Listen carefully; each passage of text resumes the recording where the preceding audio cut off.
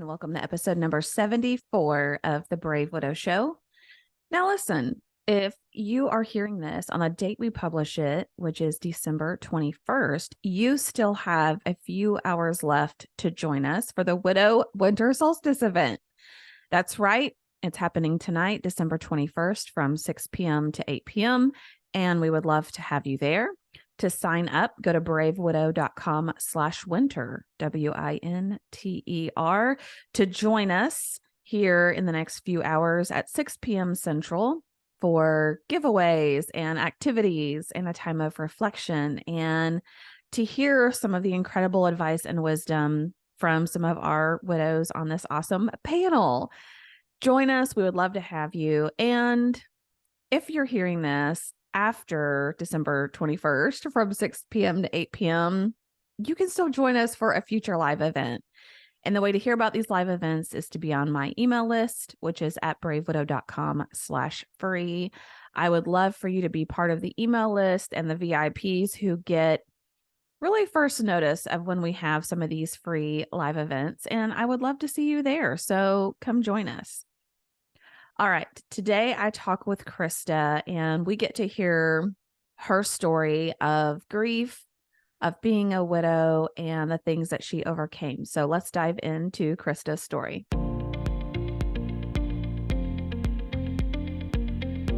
Welcome to the Brave Widow podcast.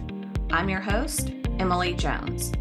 We help young widows heal their heart, find hope, and dream again for the future. Hey, welcome back to another episode of the Brave Widow Show. Today, I have a special guest, Krista, and I'm excited for you to hear about her story and her insights and things that she has to share with us today. So, Krista, thank you for coming on the show and welcome. Thank you so much for having me. This is really beautiful that there's such a great dedicated space for widows to talk about their stories. So thank you for having me on. I'm excited to chat with you too. Yeah, absolutely. I think it's amazing that people can hear stories just like the one you're going to share today, and it helps them resonate and helps them feel like they're really not so much alone. So I know that the audience is going to be very curious about you and your background and your story. So if you don't mind to share, I would love for you to introduce yourself and we can jump into your story wherever you'd like to start. Okay, yeah, thank you. So yes, my name is Krista. I am Canadian living in British Columbia. I'm 31 and feel older than that at this point, to be honest. So my husband, Jordan, is the person that I lost, and I met him in 2019. So not too long ago, it feels like, although it obviously feels like an age ago.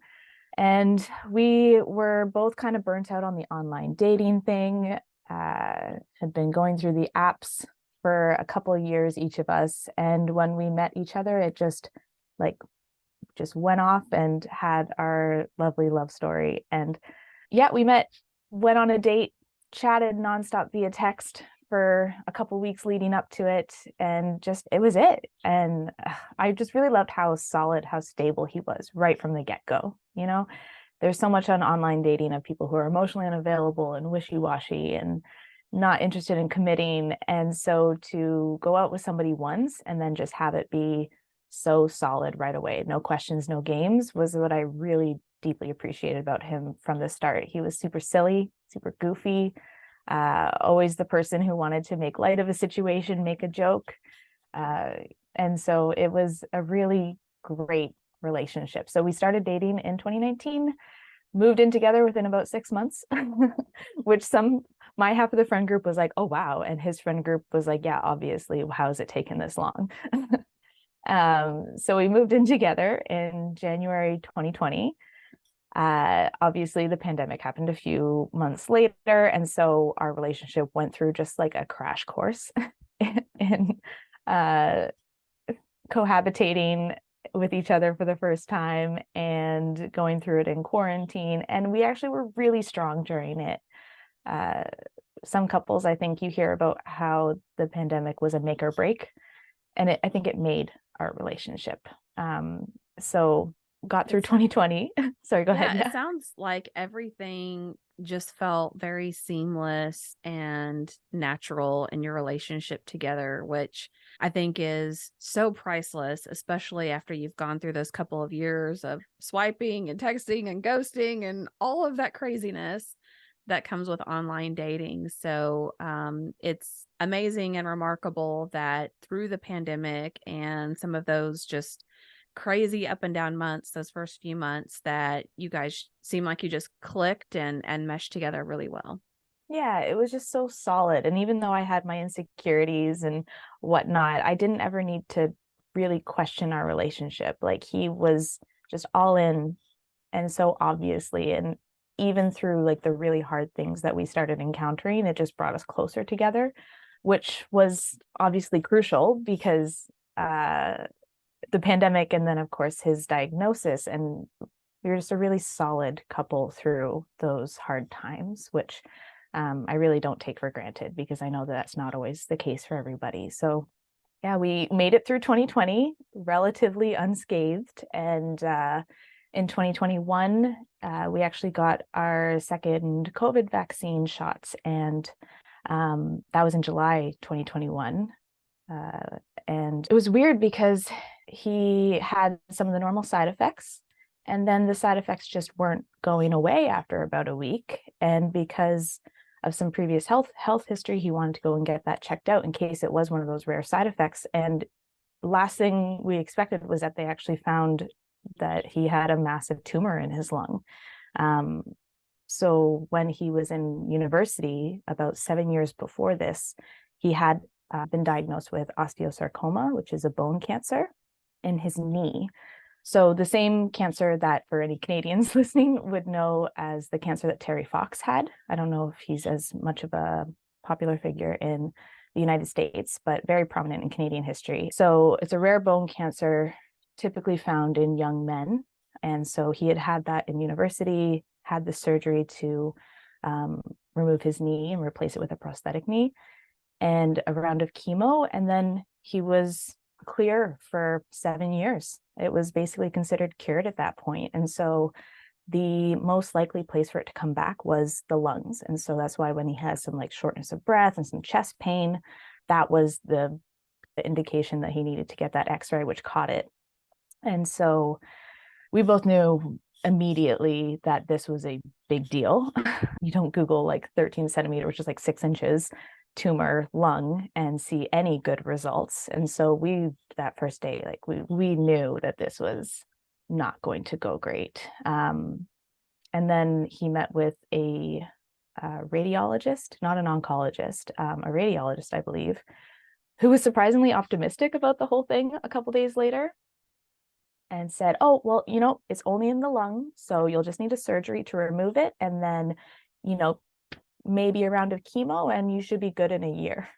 And so we thought, oh, okay, like this went from death sentence to still major inconvenience, but hopefully just inconvenience. And it wasn't until then we met with the surgeon and the oncologist who specializes in sarcomas that they gave us a bit of a reality check. And so he went in for major surgery about a month later. I had just started at a new job right around when he got diagnosed. And I had to take time off work pretty much immediately after starting in order to be with him for his surgery. He had like a bunch of his lung and a bunch of his rib cage removed because it had spread there. And he bounced back from that surgery really well. All of the tests came back showing that, there was no more cancer cells that they could find, but the odds of recurring, of reoccurrence were very high. But we were essentially just on the zone of, okay, every 3 months go in for a scan to see if anything pops up. And only about 2 months after his surgery, he started feeling under the weather again, went in, and yeah, it was back everywhere except for his brain, essentially. And it did come back there a few months later. So we knew that was coming. As soon as he started feeling a bit under the weather again, going in for that scan, like we both just knew what was going to happen. And so he did ask the oncologist first question when he saw her after the scan to get the results. He said, "So am I dying or?" And she just nodded and then showed us all the results. And yeah, even though we knew it was coming, just nothing really prepares you for that. No, absolutely not. And what I've heard from, several widows is even when they're given a time frame or a diagnosis in 6 months or whatever that is, it's still just really hard to wrap your mind around it because our minds are kind of wired to think like that's not going to happen to us. We're going to be the 1%. We're going to be the couple that makes it. So even though the loss is, I'll put in quotes, expected, it still can be very shocking and jarring when it happens because you don't ever really necessarily expect that that's actually going to happen. Had they given you any kind of time frame to say this is how long we think he might continue to be functional and to live, or was it just we'll have to see how it continues to impact him? So after the surgery, there wasn't really any timeline. The oncologist said that the risk of recurrence was highest in the first, I think, 1 to 2 years. Maybe she said 1 to 3 years. And so that would be the continuous monitoring. She was very surprised when it came back after 2 months that strong. And then once that was established, that now this is a terminal diagnosis, she said not years.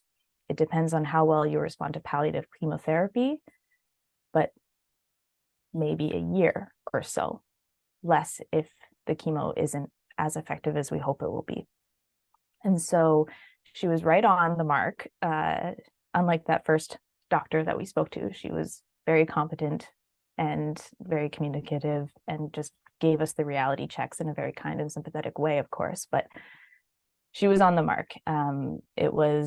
So the terminal diagnosis came in November 2021, and he passed away in September 2022. So had about a year between re-diagnosis, the surgery, and eventually passing away. So I've heard stories of people who just like weren't told, how serious it was. And actually the episode that I listened to about anticipatory grief, I believe it was Renee, where I felt so awful for her and for people in that situation where they're not just given the facts, because knowing and having that really clearly stated to us, like, am I dying?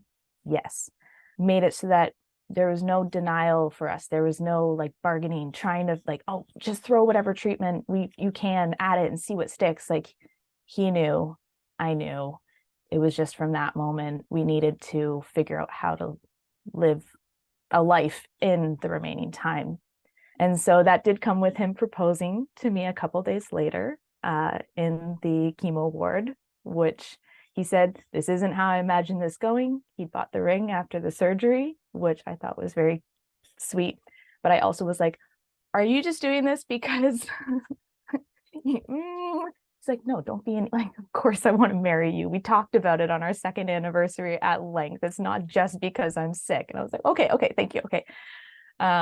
So it did become very intentional for that year of like, what do we want to spend this limited time on? So I was trying to work, I just started this new job. I was trying to work full time in person after a year and a half of remote only, had to go back into the office 5 days a week. I was trying to do that and I was just failing on all fronts. I was not doing well at work. I was not doing well in my personal life. We have 2 dogs. I was not doing well at walking them. So after a few months of attempting to do all the things, I just was like, I can't do this. So I went on a leave of absence. And so I was able to take an unpaid leave of absence and have my job still be protected, which I was very grateful for. And my new manager, I've been working there like less than 6 months, was very supportive of that. And yeah, we then spent the remaining time getting married, planning a wedding in 4 months, getting married, going on a little honeymoon to a nearby island, doing some traveling to visit family, that sort of thing. And I'm really grateful that I could do that, because anytime I thought about having to work, I just know that I would have spent every hour in the office just being like, what am I doing here? Like, like this is the person I was supposed to spend the rest of my life with. We talked about getting married. Like, why am I not with him when I have this limited time left? And so I was very, very fortunate to be able to take time off in order to just be with him. Yeah, I mean, it sounds like you had a very understanding manager and workplace, which is amazing, especially since, you were fairly new there. And I have to wonder, what in the world is that like to have to go through your own emotions of there has to be an element of grief for yourself, right? So grief that you're going to be losing your future spouse, but also this isn't the wedding of your dreams. This isn't the way you thought your life would go. There has to be so much of that that is creates some sort of turmoil or mixed emotions that happens inside. What was that like? It was really tough. It was so tough. And I have done even, I started grieving right when he got the diagnosis. Even before the oncologist said that he was dying, I had just seen how sick he got, how quickly he declined in the weeks leading up to his surgery, even. It's like, we are not done with this. And so I started grieving then. I knew and I didn't want to be right, but this was the person that I'd finally found, right? After what felt like a long struggle and of just dating and whatnot, I'd finally found my person. And to have that be ripped away from me, it was awful. I don't recommend it truly, but um, I did go through a period of time between his surgery and the terminal diagnosis. I went through a really period where I knew that this was going to happen.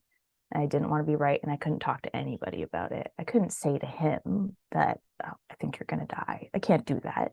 So I was actually in a very dark place for some time after that.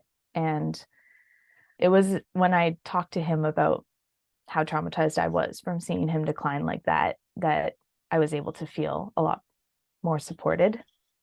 I'm not saying this very well, but um, he was just always very much there for me. And he was always thinking of me first. Like, as soon as he got the diagnosis, the terminal diagnosis, the oncologist left the room for a few minutes and he turned to me and he's like, do you still want to do this?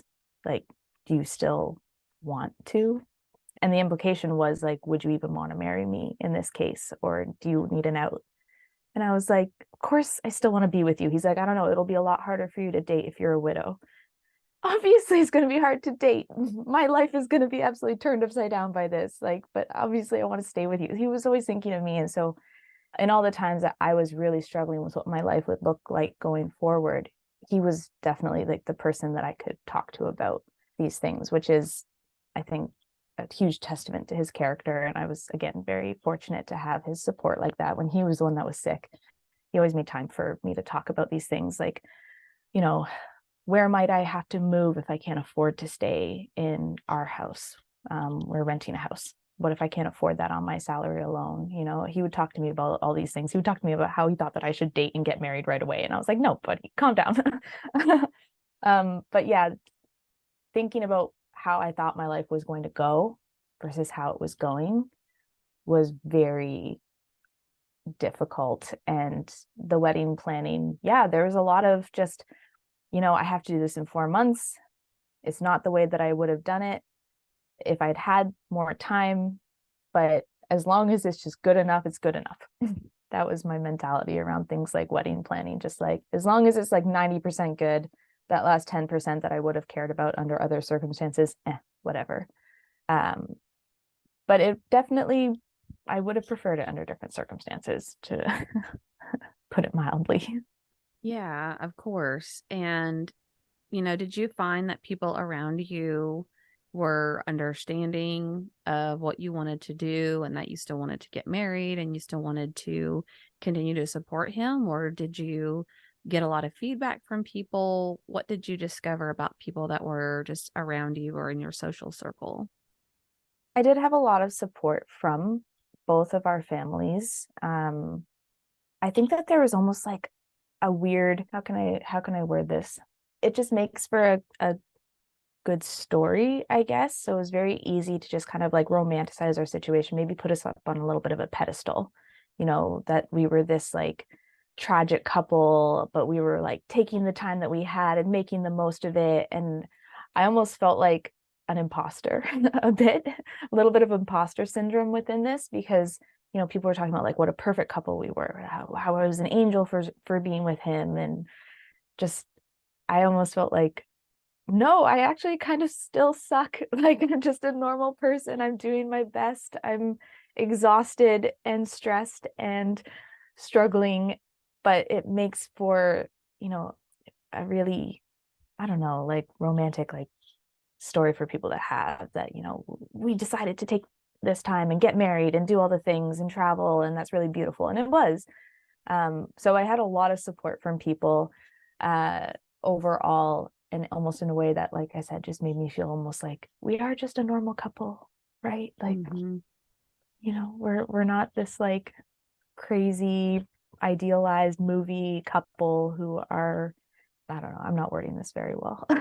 Almost like people kind of put you on a pedestal or made it out to be like you're a saint for doing these things. And in your mind, all you're thinking is, well, how could I abandon my person? Exactly. Yeah. I did have somebody say to me, "Oh, I don't think I could do that." Like, and I was thinking, you would like leave your husband? I don't know. That's where my brain went. If anytime someone was like, "Oh, I don't think I could do what you're doing," I would be like, "Well, what's the alternative?" Like, it just does, it can't even be an option for me to leave him. So sometimes I wasn't sure if someone was like low key telling me that they would leave their husband. And I just didn't poke at it much beyond that. But that was a little bit of a weird thing that I encountered sometimes where people be like, "I don't know how you do it. Like, I could never." And I was like, "Well, I hope you would for your husband because otherwise, oh dear." uh, Yeah, no, okay. I think sometimes people, because they can't imagine the gravity of what it means to have been in that situation, is like, oh, I don't know if I'd be that strong. I don't know if I'd be that dedicated, because it's really hard to just wrap your mind around even being in that situation in the first place.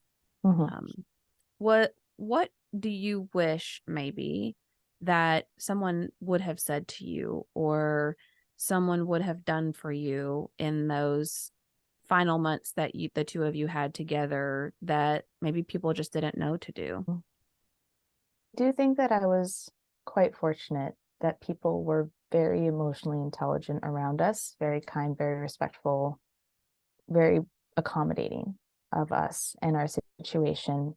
So I don't know if there's anything that I would necessarily say that people around me had to, like, I wish they'd done differently. Something internal that I think would have been good for me, or to even have people saying this, because there's so much out there about like, "Oh, you're so strong. Look at what you're doing all this." I can't even imagine that imposter syndrome was really weighing on me because I felt like my way of grieving, even before Jordan passed away, my way of grieving was to very much like shut down, be still, exhaustion. I needed rest. And I felt like I was not doing as much as I should be doing as a caregiver, as a wife, a new wife. And like, things like trying to cook for him when he was having chemo, nausea, and not knowing what to cook. He was always the cook. And so I wasn't really cooking good things for him. If I did cook something, he didn't really want to eat it. So I just like, I just felt like I always was not doing a good enough job at anything that I was doing. And I didn't realize until after he passed away, and exhaustion being like 1 million times worse than my anticipatory grief's exhaustion, that was just me and how my body processes stress. It wasn't me being lazy. It wasn't me being not good enough. I was doing what I needed to survive, and my body just needed rest. And so I feel like when I was getting a lot of feedback from people saying like, "Oh, like you're an angel, you're a saint, you're wonderful, you're doing all these things," like all I could think of was all the things that I was doing not well enough, that I was too tired to do. I just felt really crappy about myself as a person. while getting all of this amazing feedback from the people around me. And it created this sense of, that I was lying to everybody, that they didn't really know what I was like as a caregiver. And so I didn't have very much compassion for myself throughout those months. I was very hard on myself because I was comparing myself to this like imaginary ideal caregiver, and I was not living up to my own expectation. And I felt like I wasn't living up to the expectations of the people around me who were just saying nice, amazing things, that I felt like I had to say, no, actually, I'm not that good. I'm just a normal person, kind of doing a terrible job sometimes and a good job other times. It is a tiny bit of a pet peeve for me when people would say like, oh, you're so strong. You're so strong. I could never, because I felt like I was not strong and I felt like I could barely. And if there is something that I could maybe, I guess, tweak from the people around me, it might be a little bit less of that putting me on a pedestal, because I felt like it just created a bit more stress within me to feel like I had to live up to that expectation when I was just being a normal person. Yeah, it's almost maybe like you feel like you're putting on a facade, and you might even be questioning like, well, why do people think that? Because I don't I don't think that, and I see what goes on here. I remember very clearly when people are like, oh, you're so strong and you've got to be strong, and you've got other people to think about, and all I really wanted was for someone to just say, you know what, for 5 minutes, you don't have to be strong. Just Mm-hmm. be, just let it out, just have reprieve.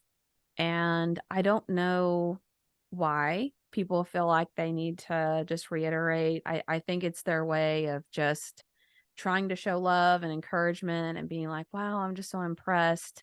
Because a lot of times that causes us to go, well, but what choice do I have? Like they're really, when we're in those situations, it's like, well, what choice do I have to survive? But I think about it, if I know someone who has triplets, right? I think, oh, I could never do that. I could never, gosh, you have to really be strong to get through that. But when you're the person in that situation, that you just tell yourself you have no other option and you figure out a way to do it. Doesn't mean Mm-hmm. it's easy, even though it looks that way from other people. So I could definitely see that that is difficult. And I resonate a lot because I see myself in part of that story of, well, wow, all these people just think I'm doing these amazing things. Meanwhile, I'm just, drowning with water up to here, and I'm just trying to survive on a daily basis. It's not as glorious as people make it out to be. Yeah, and I agree with that feeling of just always drowning. Like you're just always on the brink of just losing your mind, is how I felt like I was for, a year leading up to his passing away, and then just so much more after he did. And it was kind of interesting because I do think of myself as a fairly competent and capable person.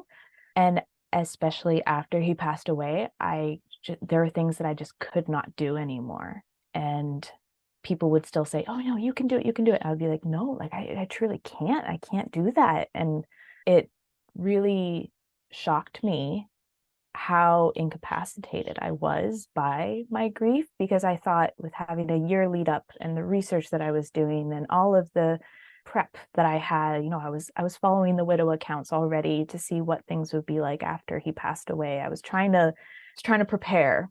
And even with all my preparation, I was just completely like flatlined by the grief itself when he did pass. And so obviously, like, I very much appreciated people who were saying those lovely things, because it came from, yeah, like a place of love and trying to motivate me and make me feel good about myself in a terrible situation.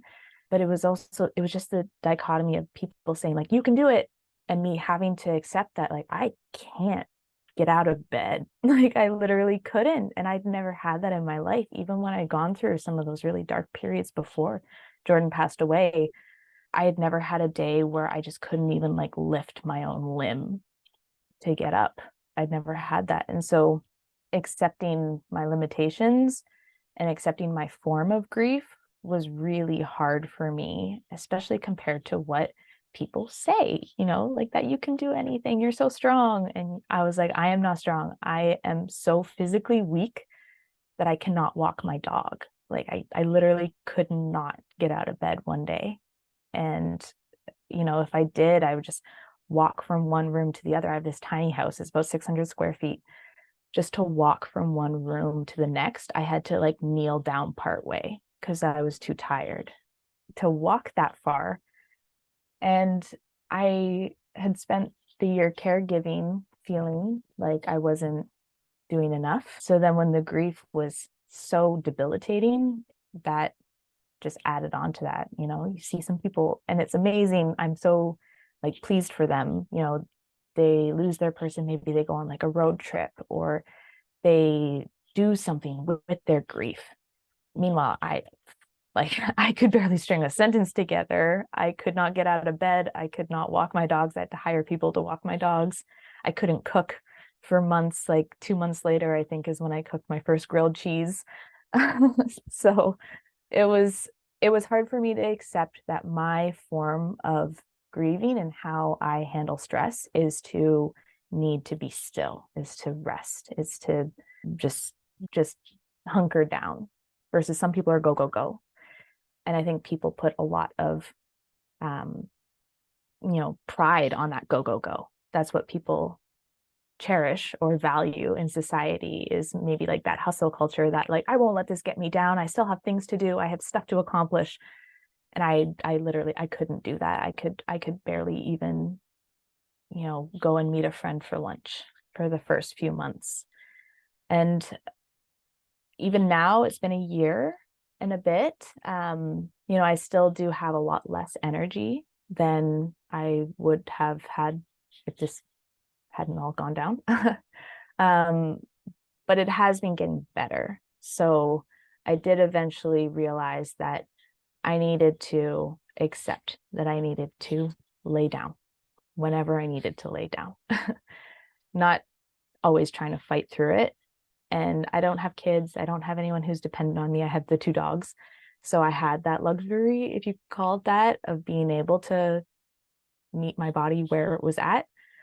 But it was a challenge to accept that I couldn't do things, and it was okay that I couldn't do things. And I would actually be able to bounce back faster if I accepted that, gave myself the rest that I needed.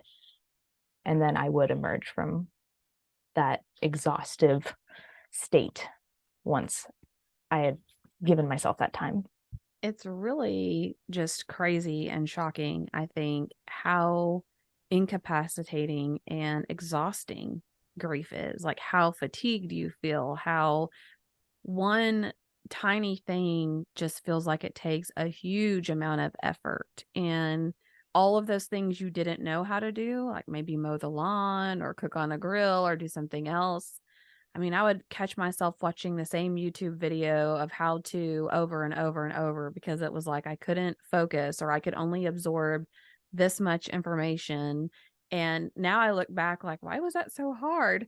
But when you're grieving and you've got the brain fog and you just physically feel tired and exhausted, it is so hard to do any one little thing.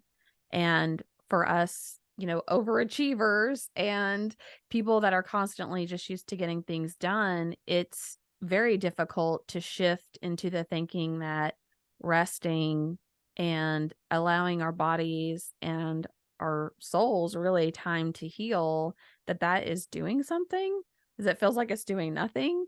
But in reality, when you're resting, you are doing something, and you are giving your body that reprieve that it needs to just be able to function. Yeah. And I needed to stop putting pressure on myself to be go, go, go, when every part of my system was saying, no, lie down. And so it has more been a challenge to try to include more go, go, go into my life again than it has been to force myself to calm down or settle down or relax. I am in a widows support group where we meet a few times a month. And it is interesting because quite a few of those widows say that they need to schedule in their, relaxation time. They need to force themselves to slow down. And I'm the opposite. I need to force myself to move now. I need to make it a conscious effort to do some stretches, to walk the dogs. Because my natural state became just to be shut down. And just I could stare at a wall and just think for hours. I was getting to the point where I was like, are my muscles atrophying? Like I'm not moving enough. My body is sore because I'm not moving or stretching or doing anything. So I had to force myself then in the opposite direction. Okay, now that I've accepted that I need the rest, I've got the rest.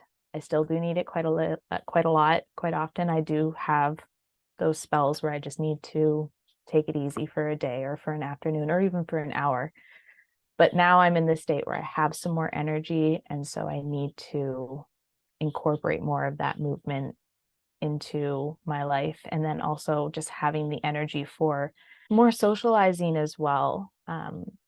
It has come with time. There was a really, really intense exhaustion for the first few months, and then intense spells of exhaustion for the next few months. And now that I'm just past the year point, the last couple months, I've had a good amount of energy. And so I'm trying to get into the habits of actually moving and walking and making plans and kind of re-entering society. It feels like reintegrating and learning all the new things. Yes, mowing the lawn and whippersnipping or all those things that Jordan did before that now I have to figure out. Yeah. Yeah, that in itself can seem really overwhelming and intimidating. Absolutely. So, what advice would you give to someone who's, say they're still in their first few months, their first 6 months, or maybe they're listening to your story because they're in that anticipatory grief stage and they haven't quite figured out what it's going to be like. I think you said it well that you can try to prepare as much as you can, but you're not necessarily going to be prepared for the full gravity of what it's like until you go through that. But what words of encouragement or advice would you give to someone who is walking in your shoes now? I would say to accept yourself where you're at. I know for myself, I was putting so many expectations on myself of what I should be doing, what I should be doing better, where I should be at, what I should be capable of by now. And even though I was lucky, I wasn't getting that feedback from people in my life. I just felt that external pressure from just society as a whole. And what helped me was accepting that this is what I need to do right now to survive. And over time, my abilities have expanded just with having taken the time to process, having taken the time to give my body what it needed. I have naturally been able to expand what I'm capable of. Anytime I tried to force myself into something, it made it worse, and if that was within the first 4 months, actually, I remember lying there and thinking, like, is this how I'm going to be forever? None of my friends are ever going to want to hang out with me again because I'm the most depressing, demotivated, just awful person right now. Is this how it's always going to be? No, it's not how it's going to be, but it's how I needed to be right then. Because if I just tried to skip all that, it's not how it works. So accept yourself where you're at. I actually read in a book about grief that there was a study done in like 1940s or 1950s that said one of the symptoms of grief was the need for sighing. And I just that day realized that the more I sighed in a day, the more of an indication that meant that I needed to lie down. I just needed to lie down. If I was just doing tasks and I go just repeatedly, that was my body saying, you can't handle this, take a breather. And so I would accept that, okay, today is a need for sighing day. And that is what would get me through the harder moments, the harder days, just saying that this is where I'm at right now. Unless there are factors that I really, really can't put to the side, I just need to accept where I'm at. And that is what is going to help me. And without necessarily doing anything in particular to propel myself forward bit by bit, I was noticing that I was improving, if you were to call it that. I was able to make more plans. I was able to go on longer walks. I was able to do some gardening that I just didn't have the energy before, when I was trying to force myself to do things. Yeah. I love that you added the reminder that it's not always going to be this way. So you need to give yourself grace, and you need to rest, and you need to really minimize the expectations that you have for yourself. That's perfectly fine. It's not always going to be like that. You will naturally get to a state where you can expand and take on more and be more social and do new things. And I think for me, it was about a year as well, where I felt like, okay, I want to start making new friends that this is how they know me now. They don't know how I used to be. They're not thinking about the person I was, because I don't fully feel like that person anymore. So I'm glad that you're just reminding the listeners that it give yourself grace and the ability to rest and accept yourself for where you are. And also know that it's not always going to be like that in the future. And it doesn't have to be that way, but it does take some time to move through this grief and to work through some of that healing. I think of it as kind of, there's going to be the huge ups and downs, especially early on, and a lot more downs early on. But over time, it trends upwards. Like if you look at like the stock market over time, there's a lot of dips in this and that, but overall, things are shifting upwards. Even if the day to day or the hour by hour might have some valleys, you're going to bounce back, and it's going to be bouncing back a little bit higher each time, is what I've seen in myself. And not putting any sort of time pressure on when you need to be at certain point is what I so want people to know. Like, I know I did it, and it was probably the worst thing I could have done for myself, is just think I should be here. Oh, it's been 5 months and I'm still like this. It's only been 5 months is what I want to say to myself from the past. Like, of course you're still a wreck. It was only 5 months. And so, I mean, I'll probably do the same thing for myself in the future. If I'm hard on myself now at a year out about whatever, I'll probably look back and say, it's only been a year. So I'm trying to think of it in that sense of it's trending upward. Even if there are hard moments, hard days, hard weeks, it is going to improve bit by bit in the long run. And that, I hope, gives somebody else comfort, because it gives me comfort. Yeah, I think I love that analogy of the stock market, because we tend to think of grief as like, okay, every day I'm getting a little better and it's getting a little easier. And really, it's like these big volatile swings. But if you do look at it over the course of time, then you should be able to see that you're consistently improving and healing and feeling that you're in a better place than you were a year ago, 2 years ago, however long that it's been.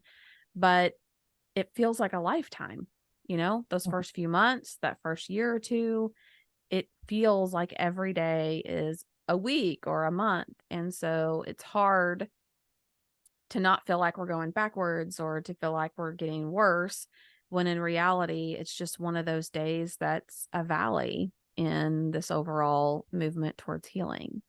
Yeah. Well, Krista, thank you so much for coming on the show today and sharing your story and being willing to share some of your challenges. I just appreciate you being willing to do that. Thank you so much. Thank you for listening and for your questions and giving me this opportunity to share, not only just about myself, but it always feels good to be able to tell, the universe a little bit more about Jordan, get his name out there a little bit more so he's remembered. Yes, definitely. And I think it helps our hearts to be able to tell our story, to talk about our person, to remember some of the most amazing things that we do about them. Yeah. So thank you so much for what you're doing. I appreciate it. Absolutely.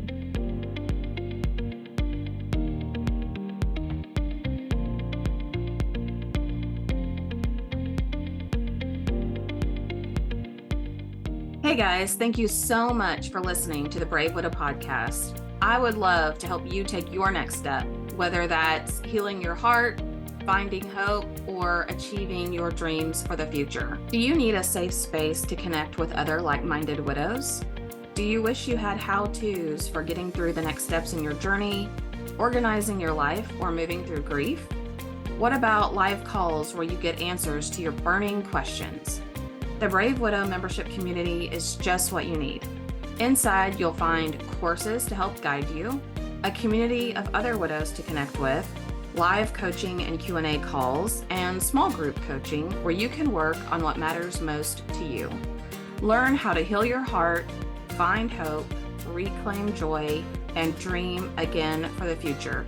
It is possible. Head on over to bravewidow.com to learn more.